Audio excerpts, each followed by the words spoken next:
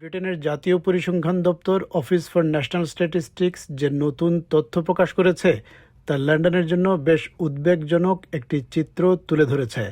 সেখানে দেখা গেছে লন্ডনে ১৬ থেকে ২৪ বছর বয়সী তরুণদের মধ্যে বেকারত্ব উল্লেখযোগ্যভাবে বেড়েছে। এই পরিসংখ্যান অনুযায়ী লন্ডনে এখন তরুণদের বেকারত্বের হার ২৪.৬%, অর্থাৎ প্রতি ৪ জন তরুণের মধ্যে প্রায় একজন কাজ খুঁজে পাচ্ছে না। পুরো ব্রিটেনে তরুণ বেকারত্বের গড় হার এখন ১৬%। অঞ্চলভিত্তিক বেকারত্বের তুলনায়ও লন্ডন শীর্ষে রয়েছে। লন্ডনের পরেই আছে নর্থ ইস্ট, যেখানে তরুণদের বেকারত্বের হার ২৩.৫%।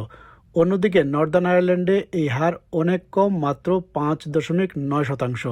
সর্বশেষ হিসাব বলছে লন্ডনে বর্তমানে প্রায় ১,৩৫,০০০ তরুণ বেকার, যা মাত্র ৩ মাসে ১০,০০০ বেড়েছে। সেন্ট্রাল লন্ডনের ক্যাপিটাল সিটি কলেজে শুক্রবার ছিল বিটেক পরীক্ষার ফলাফল প্রকাশের দিন। কলেজের করিডোর ভরে ছিল ১৬ থেকে ১৮ বছর বয়সী উদ্যমী শিক্ষার্থীদের ভিড়ে, যারা ভবিষ্যতের স্বপ্ন নিয়ে কর্মজীবনে পা রাখার প্রস্তুতি নিচ্ছে। কিন্তু এই আশাব্যঞ্জক পরিবেশের সঙ্গে বাইরে চলমান বেকারত্বের কঠিন বাস্তবতার একটি স্পষ্ট বৈপরীত্য রয়েছে। এই শিক্ষার্থীদের একজন হেলথ অ্যান্ড সোশ্যাল কেয়ার বিষয়ের ছাত্রী জয়েস ইতিমধ্যেই সেই কঠিন বাস্তবতার মুখোমুখি হয়েছে।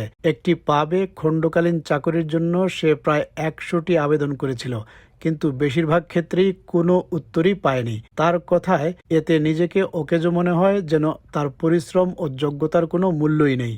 সে মনে করে নিয়োগদাতাদের উচিত তরুণদের প্রতি তাদের দৃষ্টিভঙ্গি বদলানো, কারণ এই তরুণরাই আগামী দিনের সমাজকে এগিয়ে নিয়ে যাবে। It makes me feel unwanted, if that makes sense, because just like I think I'm a very good hard-working person, but every single time when I did apply, I would just get ignored.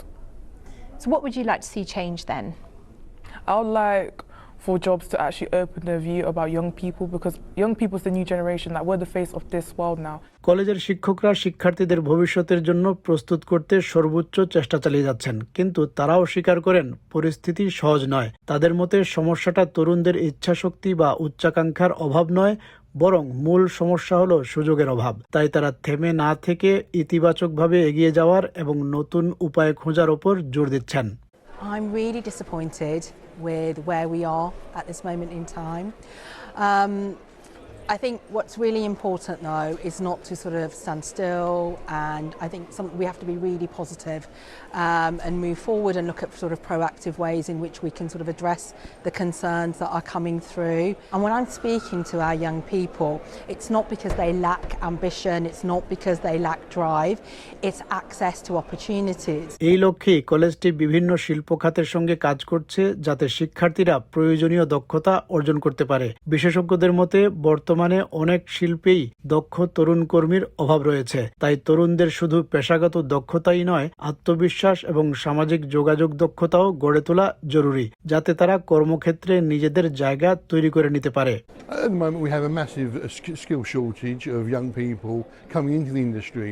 What we really need to do is we need to develop their skills, give them a good skill set, give them the confidence and the social skills to come into industry and actually fulfill their own dreams.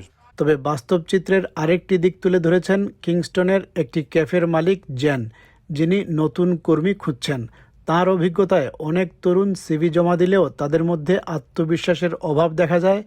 অনলাইনে বা মেসেজে তারা ভালোভাবে সাড়া দিলেও বাস্তবে কাজের সময় যোগাযোগ বজায় রাখা বা দায়িত্ব পালন করতে গিয়ে তারা হোঁচট খায়।